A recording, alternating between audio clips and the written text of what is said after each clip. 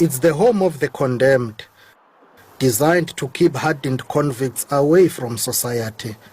It's the only one of its kind in Southern Africa. Inmates are under strict surveillance in the high-tech eBhongweni Ultra Maximum Correctional Center.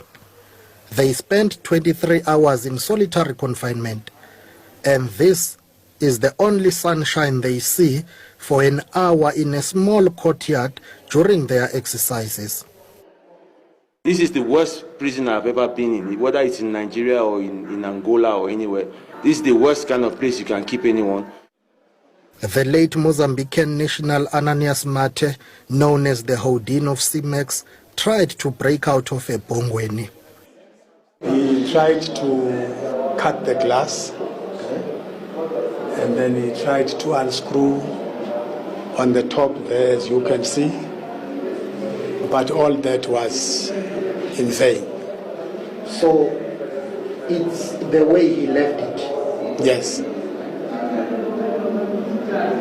Were you surprised that he attempted to break out of it? That was the first attempt in this center.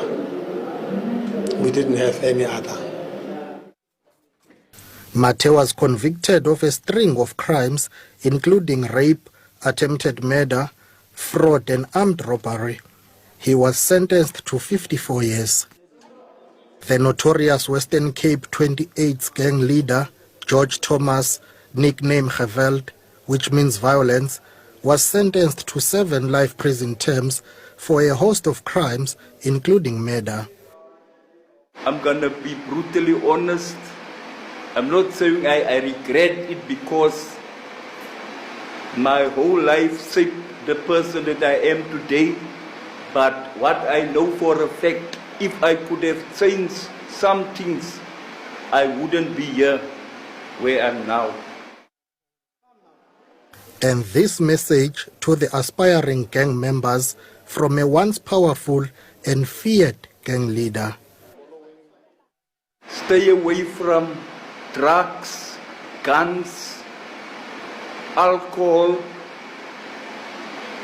teenage pregnancy or sex. Umlazi gangster Sibusiso Thilili Mzimela has escaped from police custody and different jails 9 times. Dubbed the modern-day Houdin, the cash-in-transit heist and hijacking kingpin was jailed for 99 years. He has spent 9 years at eBhongweni. Impilo la ejele inzima. Ngizwe nje mhlambe bekhohliswa mhlambe abanye abantu umuntu ongaze angene ejele ethi la ise 5-star hotel la awukwazi ubona bonje uqala once wasuswa ebantwini bakini emphakathini kukodwa nje lokho kwekulimaza umqondo awukwazi ukuzenzela. This 35-year-old Lesotho national is the longest-serving prisoner in eBhongweni. He was sentenced to 140 years for raping 7 women, murder, kidnapping, assault and robbery. Kisile kale ikaotwa tongonye kitwa ngwe ona go ifitle monana go ke kopanya le batho be ningi ba fositse gore bonyane ba ntshwarele gobane ke isola ka holo be ke mona. Correctional services and prison authorities claim the prison softens hardened criminals. We pride ourselves that it is a center of last resort in the Republic. It is a center that when all else in the Republic has failed, when people are giving problems in our centers, when people who have committed serious, horrible crimes, we say they must be taken through the processes, special programs of eBhongweni, because it is a center that has a history, among others, that it has no escape since it was opened in 2002. Czech fugitive Roda van Krejcir had a short stint in eBhongweni. South Africa's worst serial rapist and killer Thozamile Taki is serving time here. Taki robbed, raped and killed 13 women before dumping their bodies in sugarcane fields at Umzinto, KwaZulu-Natal, and at a tea plantation in Port St. John's in the Eastern Cape. Correctional Services authorities say they keep beefing up their security and constantly train. You know, Bazalabam, let me just tell you an honest truth. Ubugebengu, crime doesn't pay. Crime has never paid and it won't start today to pay. Crime doesn't pay. And uBobby no Bobby unelanga lakhe. Yabona nje ungeva nje abantu bahleli lokishini bathi in order ukuthi life uPope mele utshontshe imoto or tshontshe utayisa gold, illegal mining, urufa abantu or ubulala abantu. Wayeva nje ikhama abayishows ova umuntu omunye athi uthwala odayisa idakamiso konke lokho angeke kubuyisele nganext. Nangu Kurt Matlala kuthiwa uyomuvela to eBhongweni maximum into prison. That prison, guys, if uzwi itori za that prison akuna clever lapha. You only get an hour, 23 hours uvalelekile. Awuboni sunlight uba uyi-1 on your cell. Ukudla awuboni kwaleyo prison warder sometimes. Ukudla ulethelwa kona njengomuntu angazi umuntu ene-COVID, even abantu abane-COVID bebangayenzwa kanje.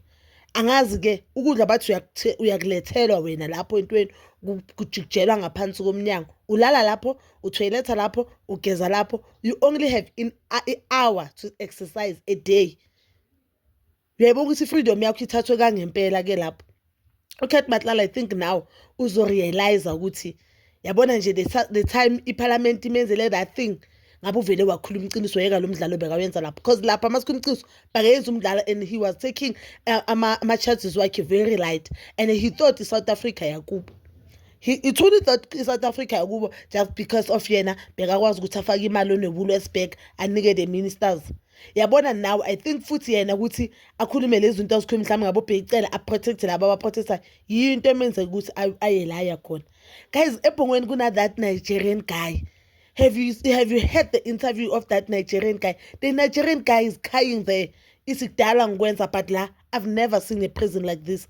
I've been to other prisons, other countries, but I've never seen prison like this. Prison yase Congo ayikho so. Nigeria ayikho so. But Leon is the toughest.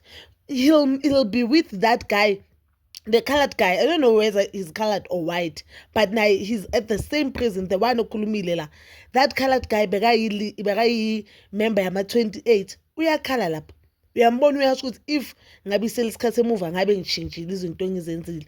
Ngabe iselikhathe emuva ngabe manje angikho la. Ngabe ezinye izinto engizenze differently so. So I think now the government is doing this to Kurt Matlala so that azokwazi ukuthi mhlambe aqule akhiphe ukuthi yini bayenza lokho abakwenzayo to Kurt Matlala now just because azokwazi ukuthi akhame clean. And nale mali angeke imsize nganext now because there are also allegations in that prison. You are not allowed to have visitors. Unyaka Kurt Matlala uphela kabuhlungu. Yabona unyaka ukuphela kabuhlungu wena uyongena enyakeni omusha uyongena kabuhlungu. I think because uye lapha nge-23rd sekana 7 days lapha. Yabona kule 7 days ngiyambona sekafuna ukuyohlangana nebakubo lapha khona. Remember bokhethi futhi bona ubugebengu ababenzayo utshontsha imali ze-state. But these are like I feel like ubugebengu bakabenzayo akumelanga uze ube naleso sibindi akafani na this Nigerian guy. You understand? That prison bathi akekho umuntu owa escape that prison. Akekho owane uke wazama azangaphumelele. We understand inkinga abhekane nayo Kurt. But to be honest bazala bami angimzweli. Ngiyazi ukuthi bathi ungafiseli umunye umuntu ububi. Angimzweli because I felt like the time I there he was just playing around. Akathathi these things zakhe serious and akasinikanga next. Remember kuyokwacela ama-politician nje eParliament yasuka yo entertain uKurt Matlala. Kurt Matlala akakhulumanga next. So he was given a chance that abantu were not given it. Abo best abakhona abantu abake baboshwa phambilini. They were not given that chance. Cabanga the witness eceda ukushona manje. Loyo muntu lo abantwana bakhe basana baba. Unkosikazi wakhe akasana ndoda, ifamily yakhe ayisana mntwana. So I don't know lie, I just feel like angimzweli mina uKurt.